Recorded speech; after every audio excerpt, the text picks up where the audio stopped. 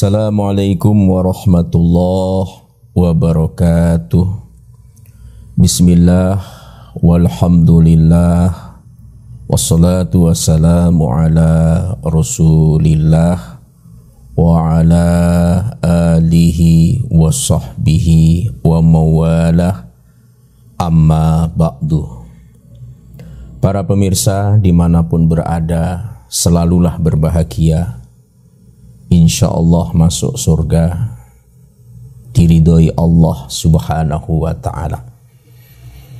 Ini adalah episode terakhir kita membahas tentang objek yang beberapa episode ini kita bicarakan, yaitu tentang ketuhanan Allah subhanahu wa ta'ala. Tentu dia tidak sempurna, tapi ini hanya sebagai pelengkap dari mata rantai yang sangat panjang. Manusia pada dasarnya sudah menyaksikan, bersaksi bahwa Allah itu Tuhan yang harus dia sembah ketika hidup di dunia ini.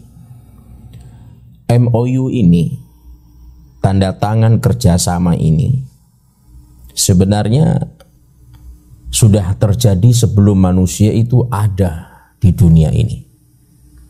Itulah sehingga di dalam Quran surah Al-A'raf ayat 172, ketika calon-calon manusia, ruh-ruh yang belum dibingkai oleh tubuh, dibungkus oleh badan, ketika diambil kesaksiannya, alastu birabbikum, bukankah aku ini Tuhanmu, kata Allah.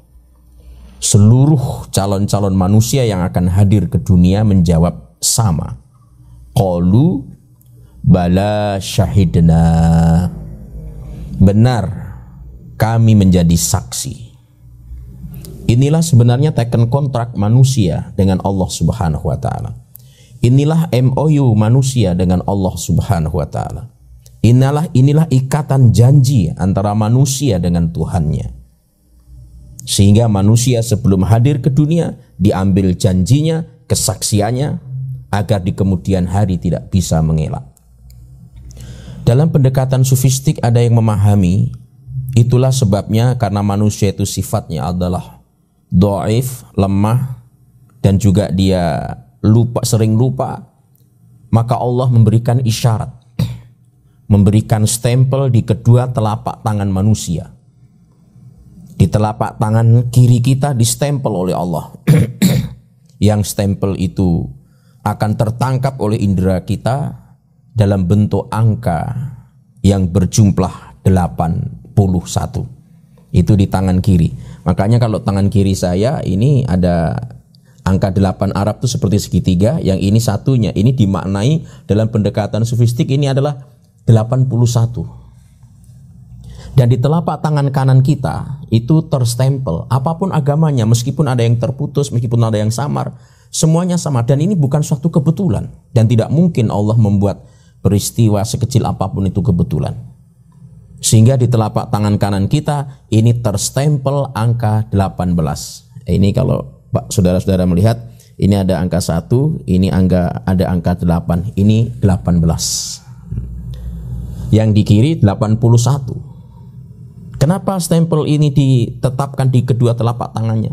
Supaya nanti menjadi pengingat manusia, bahwa dia tidak boleh lupa, bahwa dia sudah berjanji, dia sudah taken kontrak, dia sudah tanda tangan MOU, nggak bisa dia mengelak. Yang dipahami 81 dengan 18 ini jika dijumlahkan itu akan menghimpun sesuai dengan jumlah nama-nama Allah subhanahu wa ta'ala yang populer disebut dengan Asmaul Husna. Jadi 99. Ada juga yang memaknai di kalangan para ulama, itulah sebabnya ketika manusia sudah diambil janjinya dan ditetapkan stempel di telapak kiri, telapak tangan kiri dan telapak tangan kanannya, setelah itu dia datang ke dunia, lahir lewat wasilah ibunda tercinta kita. Itulah sebabnya ketika bayi itu lahir, tidak ada satupun yang tangannya terbuka. Semuanya tangannya menggenggam. Dan yang lebih unik lagi, dia menggenggam kedua telapak tangan ini sambil menangis. Dan setiap bidan atau dokter ahli kandungan yang melahirkan seorang wanita yang dibantu melahirkannya, maka dia akan bahagia ketika bayi itu menangis karena ada tanda kehidupan. Karena kalau diam itu akan khawatir. Apalagi kalau tertawa ngakak itu akan mengerikan. Jadi dia menangis. Sambil menangis menggenggam kedua telapak tangan ini. Ini dimaknai kedua telapak tangan yang digenggam ini adalah amanah. Bahwa dia harus kenal dengan Allah. Dia harus ingat dengan janjinya. Dia harus ingat dengan MOU-nya. Hidup di dunia hanya mengabdi dan menyembah Allah Subhanahu wa ta'ala. Nah inilah.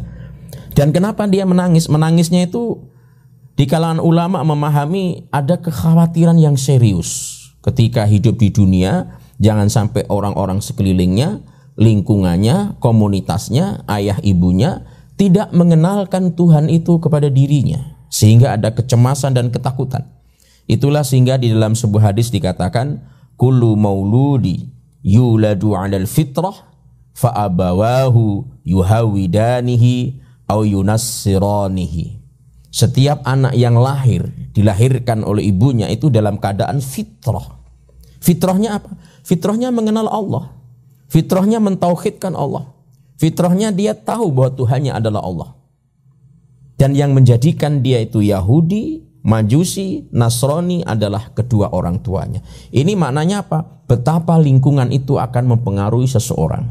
Itulah sehingga di dalam perspektif sosiologis sering ada adagium, orang baik berkomunitas dengan orang baik, maka lama-lama semakin baik, semakin kondusif baiknya.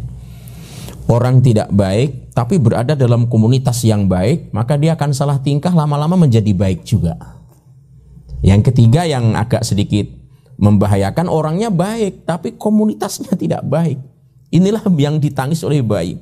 Khawatir kalau ayah ibunya yang menjadikan Yahudi, Majusi, Nasrani, merah, hijau, kuning, ungu, beriman, preman, soleh, salah, taat, maksiat, syukur, kufur, itu adalah warna daripada kedua orang tuanya. Nah, inilah yang ditangisinya. Sehingga ketika manusia lahir di dunia ini, dia harus paham dan ingat betul janjinya kepada Allah Subhanahu wa ta'ala. Sehingga dia menggenggam, dia menangis, dia harus kenal dengan Allah. Itu juga rupanya di dalam Quran.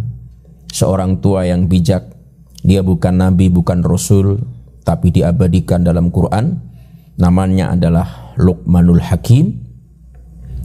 Pertama yang diajarkan kepada anak sebelum yang lain-lainnya adalah dikenalkan kepada Allah Subhanahu wa ta'ala. La tusyrik billah, jangan sekutukan Allah. Itu yang dikenalkan oleh Luqmanul Hakim kepada anaknya sebelum diajari yang lain-lainnya. Ini menunjukkan betapa pentingnya mengesahkan, mengenalkan Allah terhadap generasi-generasi kita.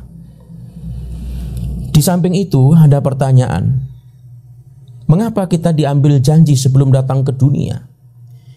Janji MOU itu diambil, komitmen itu diambil supaya nanti di akhirat tidak ada yang berkata. Makanya di Quran surah Al-A'raf ayat 172 itu di akhir dikatakan antaqulu yaumal qiyamati inna kunna an hadza ghafilin. Agar di hari kiamat tidak ada orang yang mengatakan sesungguhnya kami ini Bani Adam adalah orang-orang yang lengah terhadap ini. Kami tidak pernah diberitahu, kami tidak pernah mengikat janji, kami tidak pernah tanda tangan MOU. Jangan sampai ada seperti itu nanti di akhirat. Makanya sungguh betapa kalau kita lihat dari sisi ini, dari kurang lebih sekian miliar manusia, umat muslimnya yang sekian itu saja, betapa mayoritas penduduk bumi ini tidak mengenal Allah Subhanahu wa ta'ala, yang kalau dia punya Tuhan, Tuhannya adalah bukan Allah Subhanahu wa ta'ala. Dan alangkah celakanya ketika di akhirat yang digambarkan di dalam Quran surah As-Sajdah ayat 12, walau tara idzil mujrimuna nakisu ru'usihim 'inda rabbihim rabbana absarna wa sami'na farji'na na'mal salihah. Dan alangkah ngerinya jika sekiranya kamu melihat orang-orang yang berdosa itu menundukkan pandangannya di hadapan Rabb-nya, lalu dia berteriak, lalu dia memohon, Rabbana, ya Tuhan kami, absirna, kami telah melihat, Wa sami'na, kami telah mendengar. Farji'na, kembalikan aku ke dunia. Padahal sudah pernah hidup di dunia, dunia sudah ditinggalkan. Farji'na, untuk apa? Na'mal salihah. Kami ingin melakukan amal, dan amalan yang tertinggi, puncak semua amal adalah mentauhidkan Allah Subhanahu wa taala. Oleh karena itu, di alam sebelum dunia kita kenal Allah, di dunia kita mengabdi kepada Allah, dan di akhirat insya Allah kita menghadap Allah Subhanahu wa taala. Demikian, mohon maaf. Wallahu waliyul muttaqin. Assalamualaikum warahmatullahi wabarakatuh.